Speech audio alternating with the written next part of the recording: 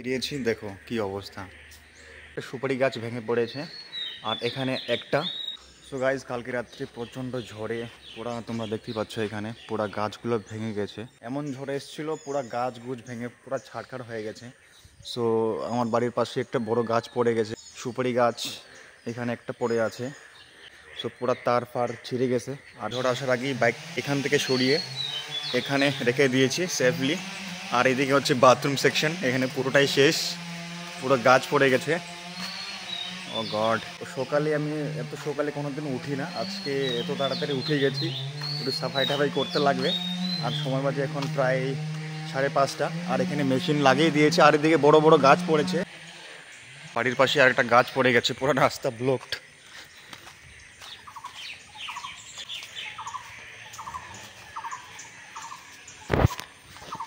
So এখান থেকে পুরো ফেটে গেছে।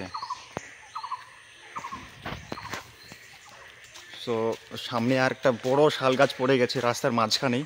রাস্তা ক্লিয়ারের কাজ চলছে।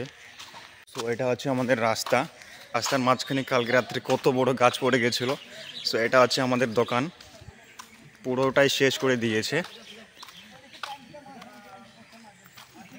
সো এখানে ফরেস্টের লোক এসে এখন গাছ কাটাকাটি প্রায় স্টার্ট হয়ে গেছে। ভাই সাহাব, কি অবস্থা।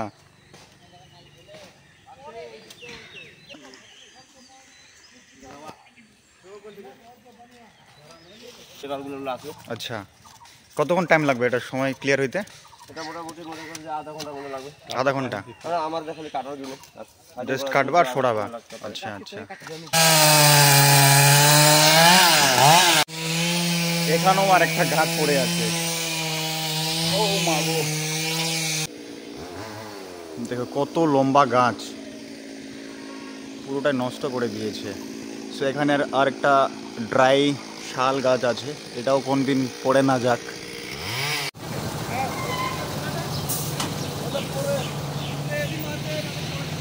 এটা হচ্ছে আমার টমি। টমি, টমি, এদিকে আয়, এদিকে আয়। লাইফে এর মতন ঝড় বৃষ্টি কোনোদিনও দেখিনি।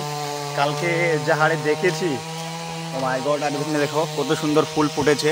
তো অলমোস্ট এদিকে সূর্য উঠে গেছে। এটা আছে আমার সম্পূর্ণ চিলাপাতা ভিলেজ। এখানে বড় বড় গাছ পড়ে গেছে, এখানে ইলেকট্রিক পোল রয়েছে, পুরো তার ছিঁড়ে ছাড়খাড়। দাদা বৌদিরা সবাই মিলে গাছ কাটছে।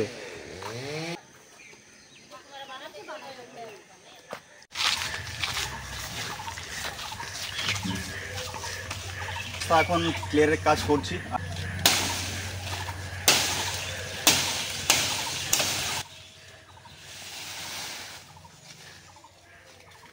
আরে রাস্তার মাঝখানে, আইও তো পিঁপড়া রে।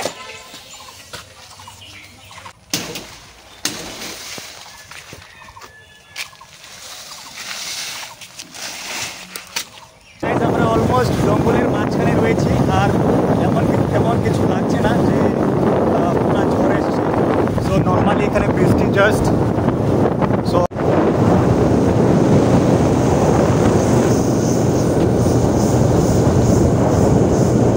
আমরা এখন বানিয়া রিভারে চলে এসেছি, আর তেমন কিছু লাগছে না। তো পুরো রাস্তা ক্লিয়ারই আছে।